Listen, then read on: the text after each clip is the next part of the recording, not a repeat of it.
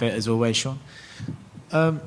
When you joined the UFC and started the Sugar Show, as you said, you always pictured nights, I imagine, that shone out from the rest of the sport. Going into Saturday night, is this exactly what you sort of wanted to achieve in your fighting career, doing moments like this, which are one of one?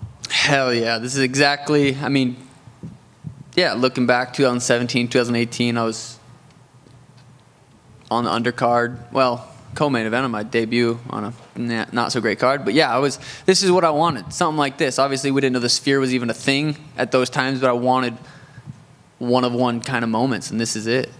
You have got to take a look inside the Sphere, I understand, right? So Wrong, brother. I haven't. I went down to Dana's little office area. They got their idea room and stuff, so that's where I kind of checked out the Sphere. Okay. So once you did get to see that, you did get an idea of his vision for it, and then maybe this sort of co-headlining with the building itself became a bit more palatable to you? Hell yeah. Yeah, Dana gave me goosebumps just talking about it. It was... talking to Dana about anything off camera, he's the same, kind of just fired up, super inspirational to be around. But yeah, once he kind of showed me his vision of it, how much effort he's put into this, and how much work the UFC and everyone's put into this, it really gives you a different perspective on how crazy of an event this is going to be. You're also a guy who likes to sort of in-picture moments, right, that you achieve, whether it be a highlight fight finish or something like that. When you view your own walkout in this environment, how excited are you to be able to watch that back after the fight and sort of see that moment? For me, right now, it's like the Sphere is going to be cool for everyone else, but I have this. For me, it's tunnel vision. I'm walking to the cage. I'm doing what I have to do. I'll enjoy the show after. I don't let myself kind of think about all that. So, for me, it's going to be. Well, we'll see. Maybe it's going to be so crazy I'm going to have no choice but to look around and I mean, I'll look around and take it in, but I'm not thinking about all the extra stuff. Okay. Moving on to Merab then. I think he's one of those opponents that you sort of know what he's bringing to the table, right? He's going to spam takedowns. He's going to sort of throw a bit recklessly until he gets an opportunity to spam those takedowns. Does that make it easier for you to prepare, or does it make it a bit more dull to prepare for, knowing that you have to just do the same sort of drill again and again? Preparation, it went great. It's everyone's sparring's just sparring. It is what it is. I enjoy training camp a lot, so it was a good camp. And him having that style is either going to work for him or it's going to get him knocked out, and we get to find out in a few days. What do you make of Merab as a person, right? I mean, Dana White sort of called him a moron the other day with some of the stuff he puts on social. When you see that stuff on social, do you just see a guy who's trying to build his own brand, or do you see a guy who's making fundamental errors in what he's putting out there? A little bit of both. Mostly stupidity. I mean, the dude jumped. He didn't know what ice was. He jumped. He didn't know if water got cold and that cold that it turns to ice. He jumped in ice onto his head. So I mean, that's the person we're talking about. I kind of going off of that. Merab has said like you've not wanted to fight him since 2018. You've said he has a punchable face. They show him on the countdown.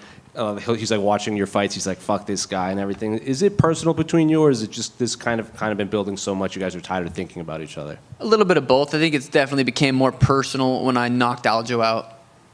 So I think that kind of made it a little bit more personal. But then I started questioning their friendship in the first place, because I knocked Aljo out and it's like Merab's turn, but Aljo's like, no, I want a rematch. And I was like, I don't know if these guys are his friend. Then Merab going on and saying, no, I would have fought Aljo if UFC gave me a contract. So I don't really know what's going on there, but yeah. We heard your coach say, it's hard to find guys that are like you to train with, to prepare for you. Did you have any difficulty finding guys like Merab in terms of like his size or his style of fighting? No, not really. I mean, you're never going to find someone exact for anybody. Everyone's got their own styles, but we were able to find some shorter guys that were able to come in and shoot on me during sparring. So overall, I was very, very, very happy with how sparring went and with how camp went and all.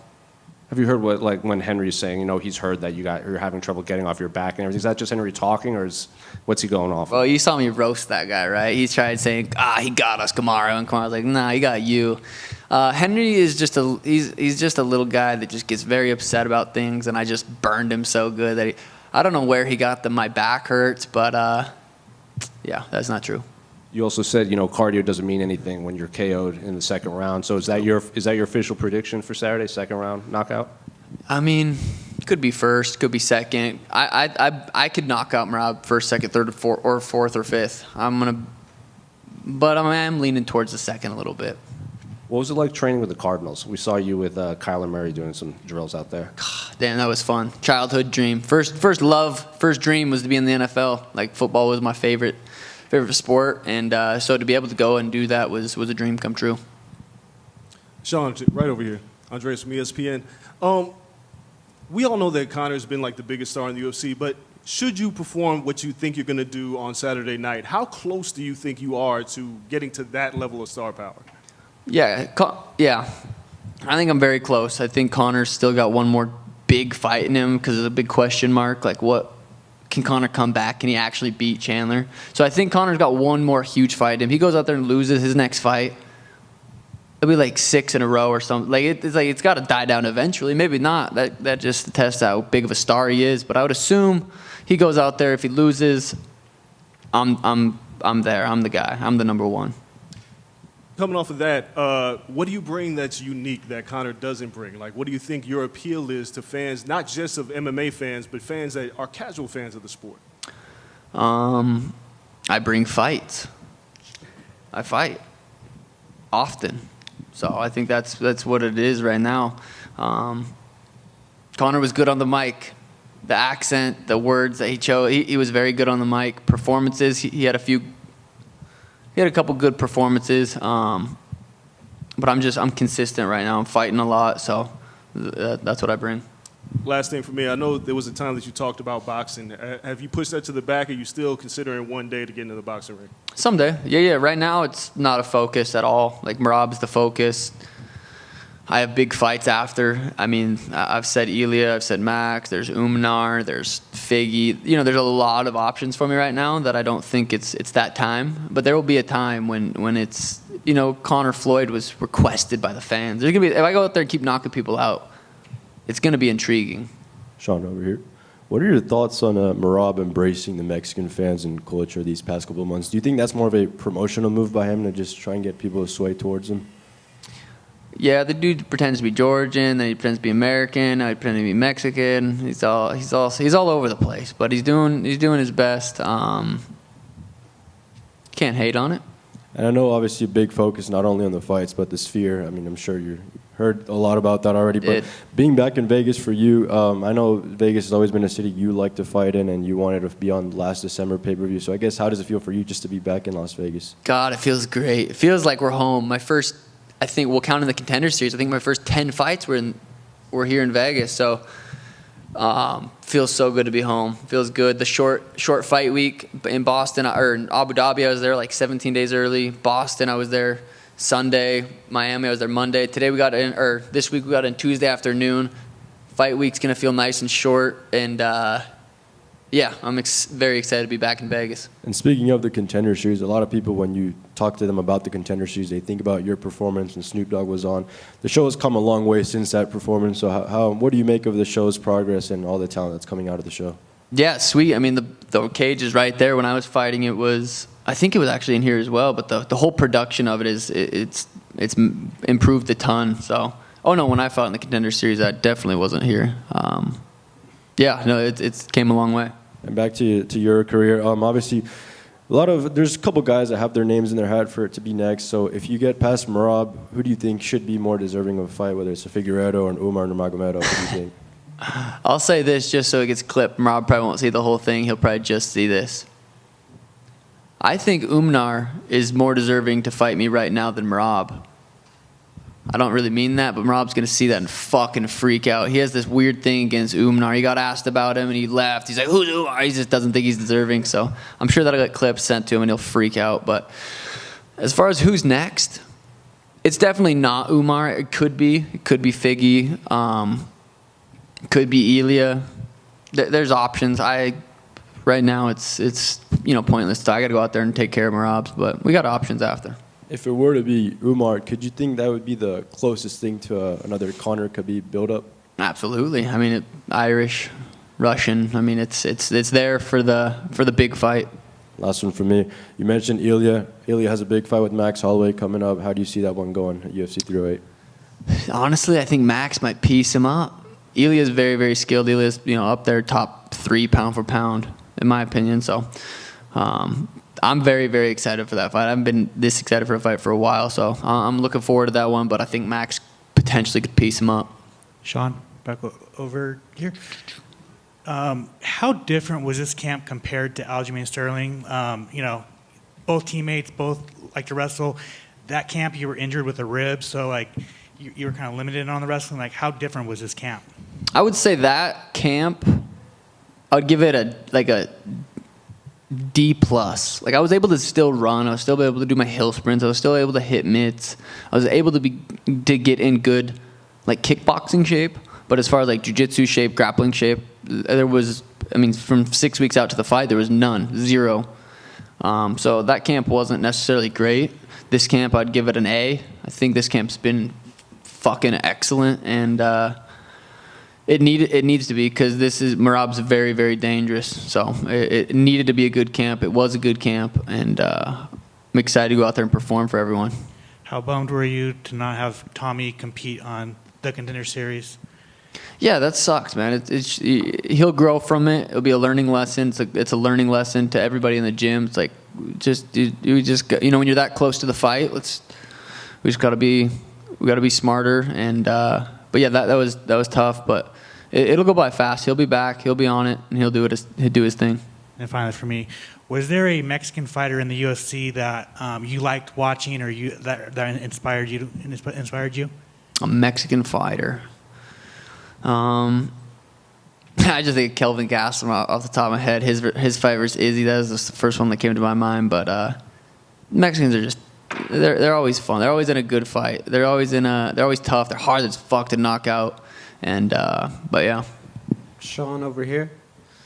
Sean, going back to Contender Series, obviously some fighters get built up outside the promotion and then they come over and it's a big deal. What benefit do you feel you've had specifically pretty much growing up under the UFC banner?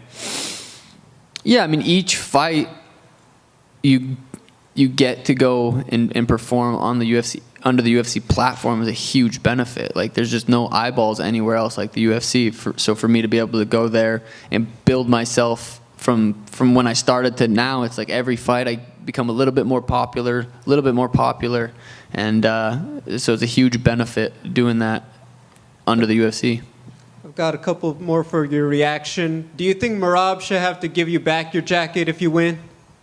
He doesn't have it. He borrowed it because I gave it to him. His nose looks like a fucking coat hanger. I was talking shit to Aljo. That's the thing. You clearly see in the video that I take my jacket off and I put it on the handle. People are like, "Oh, Merab stole your jacket." He didn't steal it. I let him hold it for me. So I still have it. And then the last one, just for the record, do you feel you're more Mexican than Merab, headlining Mexican Independence Day? 100%. I have a Mexican family. Thank you. Sean, right over here. In the past year, just how would you describe what being a champion has been like? Winning the title in Boston, defending it, just how would you describe what that's been like? Before I was champ, I told myself I need to live like I'm the champ. As far as what I'm doing, training, what I'm doing outside the gym, I need to live like a champion if I want to become a champion. So I've been doing it for a while. Same shit, like train, recover, COD, train. Like, it's a very basic lifestyle for the most part. Back last September, you got to go up to Missoula and celebrate with the Grizzly football team. Got to be celebrated at the stadium in front of thousands of fans. Can you just describe what that was like, being celebrated in Montana in front of a stadium like that? Yeah, that was cool. That was felt good to go back home and be celebrated. Montana's, I'm born and raised there. It kind of molded me as a fighter, so yeah, it was cool. And then not long after that, you did the Town Pump event in Helena. Like, do those events mean more because it's where you grew up when you look back at it? Yeah, it's funny just going to places like my hometown and seeing high schoolers stand in line to get a picture with me. Like, I would have been standing in line to see someone that had made it from hometown. So I saw a lot of my younger selves in those guys. So yeah, it was cool. And then your siblings have been a big part of your life as well. And, we're going to be speaking with them tomorrow. But Michael has obviously had kind of a remarkable story in his own right and kind of a path for himself. Like, as his younger brother, what's it like kind of seeing the trials and tribulations your older brother has powered through to kind of get to where he is now? Yeah, I thought that dude was definitely going to be dead. I lived in Arizona for like 8 years before he did. He was back in Montana, addicted to drugs, like way off on the deep end. And I thought that dude, I completely emotionally was not attached to him at all. Like, I thought he was going to die eventually. So for him to get sober, move to Arizona, and like be a part of my life now is fucking, it's inspiring, honestly, because addiction's no joke. And he's, battles it every day, but he's winning. So it's cool to see. How proud are you of him, and how much does he mean to you, just knowing his path? Very proud of him. Last one for me. Obviously, you talked about Tommy McMillan. Just what can you say about him as a fighter? Another up and coming Montana guy. Just how would you describe just his ability as an undefeated pro? Yeah, Tommy's very durable, very fucking skilled, good mindset, and I'm excited to watch his career play out. Thanks, Sean. Sean, you said you ranked Ilya top 3 pound for pound. Where do you feel that you rank in your own pound for pound? Number 1, of course. All right, then who's number 2? John Jones. He's got fucking dogs. He shoots guns. No, I'm joking. Sean, one more, please. Yeah. Who would be your dream artist to perform a concert at the Sphere? Damn, dream artist. That's tricky because there's so many, but I know that Mexican OT is coming out to support, so that's dope. Hey, great choice. Thank you, man. Yep. Peace.